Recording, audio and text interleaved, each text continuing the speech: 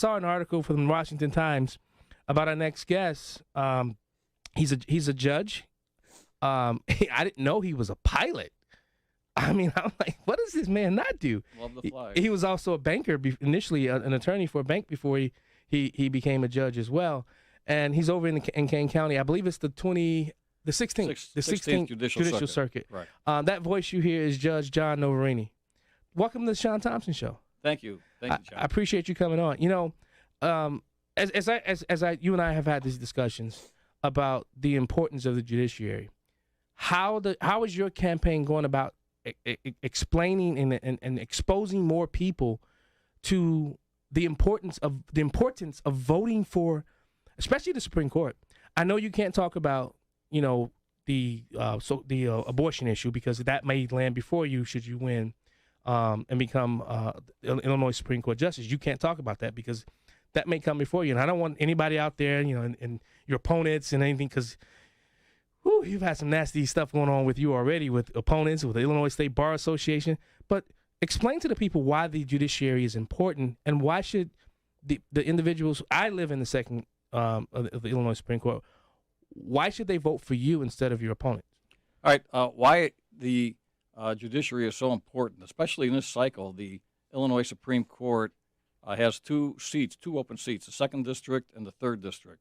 Now, the 2nd District, which is what we are in, has been Republican forever.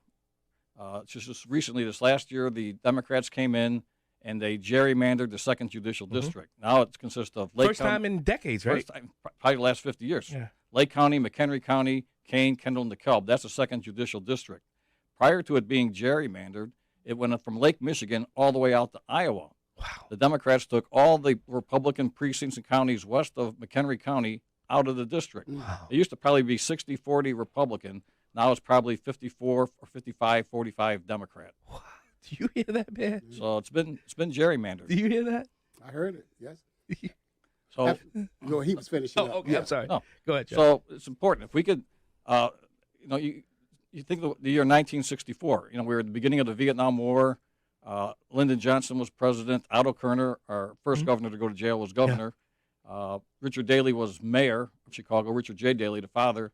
That's how long the Democrats have controlled the Illinois Supreme Court. Wow. They've either had a 4-3 majority or a 5-2 majority. Yeah. We have an opportunity in this cycle, if we could hang on to the 2nd, which is not going to be easy, but if we could hang on to the 2nd and then take the 3rd, the 3rd was Democrat, we could then have a 4-3 Republican, hopefully conservative majority on the Supreme Court of Illinois. Right. And so why should the For people the first vote time since 1964. Right. So why should the people vote for Judge John Noverini to make that happen, to take back for the first time since 1970? 1964. 64. Right, 1964. Yeah.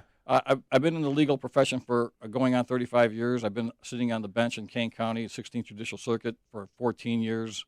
I've had a variety of calls. I got a broad range of experience. I was presiding judge of the Family Law Division, presiding judge of the Criminal Law Division, where I presided over close to 100 criminal jury trials. I've been the presiding judge of the Probate Court, the Guardianship Court, the Traffic Court, and the Mental Health Court. Wow. I've had a broad range of experience on the court.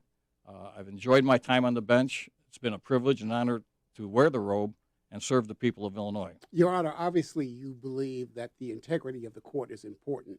It's like probably one of the reasons why you're running. And I believe it's necessary for the people to have faith in the integrity of the people on the court who are going to be rendering judgments one way or the other against us. How much damage do you think is happening to the courts based on this leak, the intimidation of the Supreme Court justices through this public display? And how would you inoculate yourself for being pressured from outside influences from making the right choices? Right. It has damaged the integrity of the court. This leak is not good for the courts, not good for the judiciary in general. It's not good for our country. Yeah. The person that leaked this should be at least fired, and if a law was broken, then should be prosecuted for this. This is really bad. This is terrible. It is. I have 2 questions for you. Yes, sir. Now, having the background that you've had, what's more dangerous, being a banker or airplane pilot? A banker. A banker. I knew you was going to say that. But